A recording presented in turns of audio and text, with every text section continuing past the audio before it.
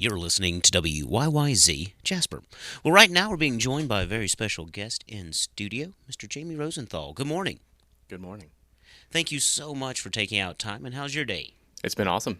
Thank you. Well, it's a pleasure having you up here today because you're from Wolfscratch Farms, and you guys have done a little bit of shift over as we move into 2016, and some great, exciting announcements happening. That's right. We have been a local farm in the community for about going on 6 years. And now we've switched our platform over to a nonprofit organization. And our outreach is education and teaching people to not be afraid to get back in the dirt and love your soils and understanding where good food comes from. And we're excited to get out in the community and do all sorts of programs. So we're an educational hub now for the community and making things fun and exciting again. Wow, so it really ranges from a novice gardener all the way up to that more experienced that may be looking to learn something new or new techniques or new things that are just coming down the pike. Absolutely. Yeah, we teach what's called permaculture in our gardens, and it's basically a design science. So there's a lot of really cool biologists that come through, people that have never gardened before a day in their life.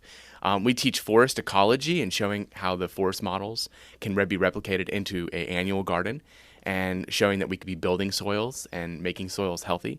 So you'll see a lot of variety in our gardens and a lot of different plants and getting people kind of interested in food again, making food cool again because, it's the generation's been lost and a lot of people have gotten out of gardening and wanting to farm. So this is kind of putting it back into it and making people excited again. Wow, and really just giving the information back out, especially in, well, a rural and agricultural based community such as Pickens and North Georgia traditionally, too. Right. Yep. Yeah. I think I think it's our land is really fortunate, and we have a wonderful abundance of beautiful trees and streams and really good soils. And I think playing on that, it's been really easy. We have a very fertile piece of land, and keeping that land really fertile and keeping it happy has been a great, being a steward of our land has been a great exercise, and teaching people that, if you create really beautiful soil, then you create really beautiful food. Yeah. Wow. And so it seems that being able to, as you had mentioned, revitalizing the soil, because I know growing up in Young Harris, I had said that where we farmed, is that, you would switch fields. And you would switch the areas you planted from time to time. So Right. now, does this make it so that if you don't have that size of land, that you can kind of do this in between without having to worry about rotating or not planting this year to the next? Absolutely. Yeah, it's integrating more a perennial-based system, more plants that thrive in this location, adding fruit trees and adding berry bushes and adding a system of no-till and not moving your garden soil too much, adding to it and not taking from it. And then once you plant into that system, it becomes really amazing what kind of abundance you can get. We call what we do food foresting. I don't know if you've ever heard that term before, but it's actually creating an abundant forest, inside the areas that have been, deemed agriculture, but providing a food forest. So allowing us to kind of walk through the gardens in the patterns that we used to do back, way back in the days when we used to be foragers and hunters, so hunter-gatherers. Wow. Yeah, because that definitely sounds so much more appealing than the term I think we know way much more of, the food deserts. Absolutely, yeah. I think, and it really tackles kids very interestingly. They really enjoy this model of farming a lot more than they do the good old farmer Joe who gets on a tractor and plows. This is more interesting to them. This is a lot more integrated and a lot more exciting for them to see, food everywhere. When they come out to our landscape, they see berries and nuts and fruit trees and stuff like that, and it gets exciting again for the kids. So, yeah. Wow. And so then by planting things that are more indigenous and more natural to the area, not only is it a little bit easier, but it's also better for the soil and the overall growth. Indeed. Well, you become a lot less dependent on synthetic chemicals, and I think our farming system has been really has a huge dependency on synthetic chemicals. And so these kinds of systems actually relieve us from those dependencies and allow us to look at the more natural, holistic program for our soils. Because when you plant things that are indigenous, you don't need the pesticides, herbicides, and fungicides that you do in a conventional farming system. Because one thing that's always interested me when it comes to gardening is the idea of companion gardening. Yes. Being out there. I mean, that is such an innovative and amazing idea. And now, for people that out there that don't know what this is.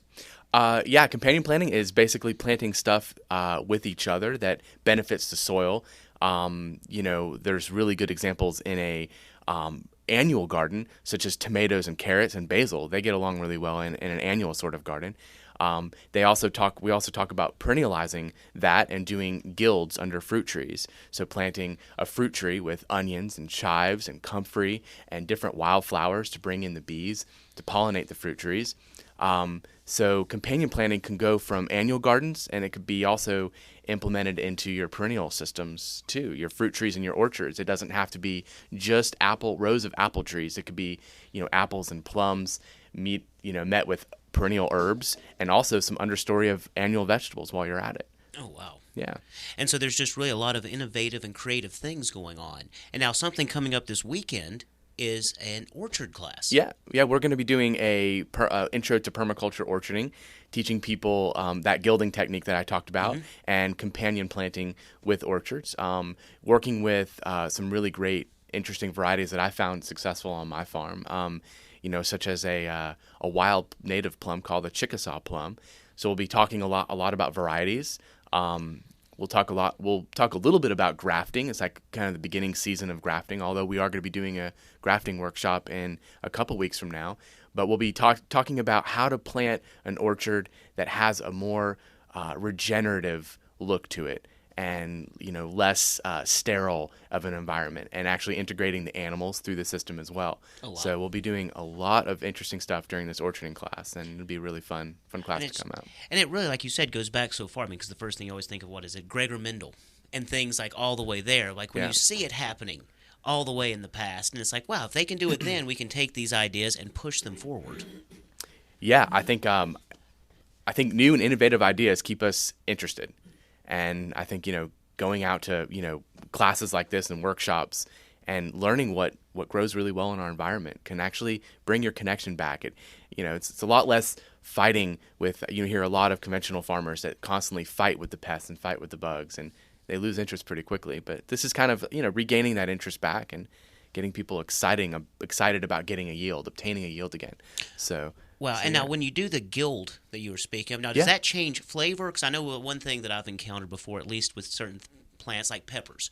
Like you don't want to plant a banana pepper too close to a habanero, because sometimes the outcome may not be what you expect. Is that kind of what you see sometimes with this, or do they just more complement each other in terms of the soil, maybe insects they detour, things like that? I think you're hitting on it. Yeah, it's honestly, Matt, like a good healthy fruit tree system definitely needs more perennial-based understory in it. I don't know that actually changing the flavor of the apples is what you would, or apples or pears or peaches or plums or whatever it is in that understory.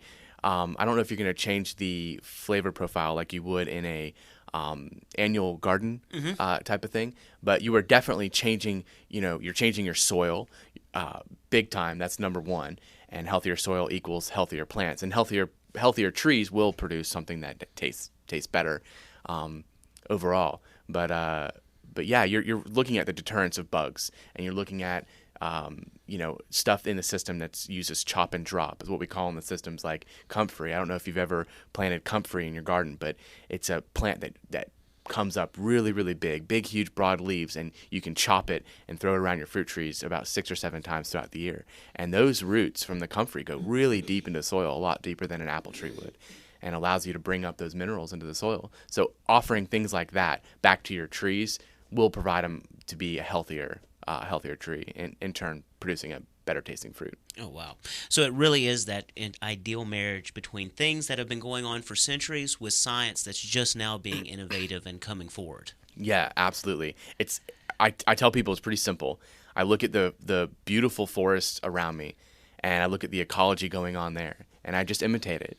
And different patterns. In the forest, you've got tons of understory. You've got tons of herbs and those big ferns and all that stuff that act as the mulchers for the forest. You've got understory trees. You've got the vining muscadines that grow in the forest. And all of those things lose their leaves and provide nutrients for the forest every year. We don't go out there with bags of fertilizer and fertilize the forest. It takes care of itself. Wow. So it's real simple. It's a simple thing. Wow, and you just really see it. I mean, it really throws back. So I always think of the Farmer's Almanac, And Yeah. it's just this amazing piece of thing that everyone's papa, my papa planted to it, and I grew up, and he still turned earth with a donkey yoked to a wooden plow. I mean, Right. there was no even a gas-powered tiller at this point that he used. He was just still using that technique. And it's just amazing to see that type of just handed down science with things coming out because we know more. Now, we can really look and say, well, this evidence leads to this. Right, absolutely. Science is a great tool, and you here at the Learning Gardens at Wolfscratch will be using science to teach us as well. We're hopefully going to be getting in some good grants, and we'll be working with different school systems like Kennesaw State University and Georgia Tech, and we'll be looking at the science aspect of things and maybe even getting into the biology. I think that's really important, especially integrating into the school systems and hopefully rewriting curriculum where we can apply what we are teaching on the farm, good holistic land management, and apply it to curriculum in our state and county schools. Oh, wow. So yeah, So when it comes time to study earth science, getting a real hands-on approach, seeing it really in action more than just reading it in a textbook. absolutely. I think that's how people, a lot of people learn. I know that I'm an in the dirt kind of person. That's how I've learned farming. I learned farming. It's funny. It is, I guess, doing it and YouTube and, seeing it been done and doing it myself actually got me where I'm at today. So I think that we want to create that sort of system at the Learning Gardens at Wolfscratch. We want to create a system where people can come. And our mission statement is simple. It's really to foster the interests of the community in sustainable agriculture and then, empower them to go out and do it themselves in some small way. So getting that hands-on is really important as an enrichment and empowerment tool. Wow. So, And once again, this is all free to the public, and there's a lot of great programs free. because this won't be your last time in here. But it's I hope just not. amazing to me all the different things that you are offering out there that are free to the public that are just really go back and support the community as a whole. Yeah, we really want to let people know that we're there. And as far as we see it, the education can always be for free as long as the community gets out there and supports us in what we're doing and believes in what we're doing. So it's our inaugural year, and we want to just say thank you to the community, this great community that we're in Pickens County, and we want to say thank you to them, and we want them to come out and take our classes and join our community group, come out and volunteer on the farm. We'll be working really closely with different schools in the area. We actually just made a connection with the Joy House over there at the end of Bent Tree Drive, and we'll be working with them and trying to help those kids get their hands back in the soil again and help with their healing. And we're excited. We're excited to get out in the community and tell them we're here. So we're offering these classes for free. So it's not gonna be too much to come out and just take a class. It's not gonna hurt anyone. Exactly. And there's just this sense of achievement when you see something go from seed to table that you've done Absolutely. yourself. Absolutely. I think that's something that's interesting to me. I got into farming because I really love to cook and love to eat good food. And that's how I originally got into it. And I think that there is a misconnection or a disconnect there as far as kids not seeing that food that's grown in a really healthy system can be put into a really delicious meal. And we're hoping eventually to put in a commercial kitchen and teach kids to cook meals and teach them that food can actually, taste good and vegetables can actually taste good, because that disconnect is there, man. People, they don't realize that an eggplant can taste really, really good if prepared correctly. It doesn't look just like a weird little alien fruit that they're used to seeing. So we're hoping to bring that connection back for sure.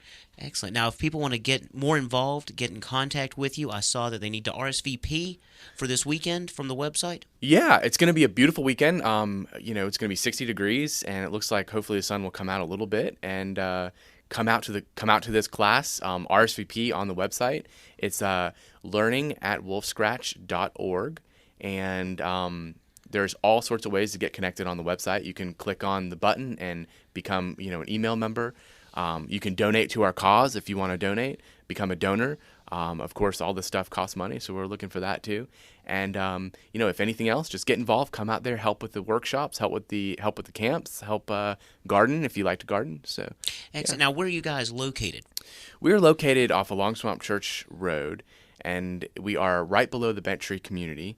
So if you're coming off of Bent Tree Drive, Long Swamp Church is one of your first rights, large rights on the right-hand side, and we have a big sign that's out there on the right-hand side, and you can come down that driveway, and you'll see our driveway on the left, and our farm is right there. We've been there 6 years, and most people know who we are and where we are. But if you get lost or anything, you can give me a call. My number's all over the website, so feel free to call me.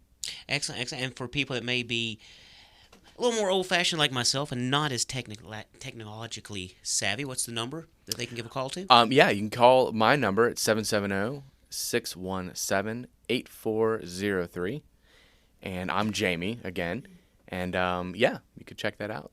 Well, excellent. Well, Jamie, thank you so much for taking out time and coming up and hanging out with us today, and everything you're doing over at Wolfscratch to really get good food back on the table and getting people excited to doing, well, what everybody that you grew up doing in North Georgia, and that's farming and getting out there and turning soil and planting and growing stuff. So yeah, there wasn't always a Walmart to depend on, and there may not be in the future. So exactly. It's important. It is a good life skill and a good, just across-the-board thing to know. Indeed. Definitely. Well, thank you so much, and we look forward to having you back to hear about everything that's going on as we keep moving through this year. Well, thank you, Matt. I appreciate it.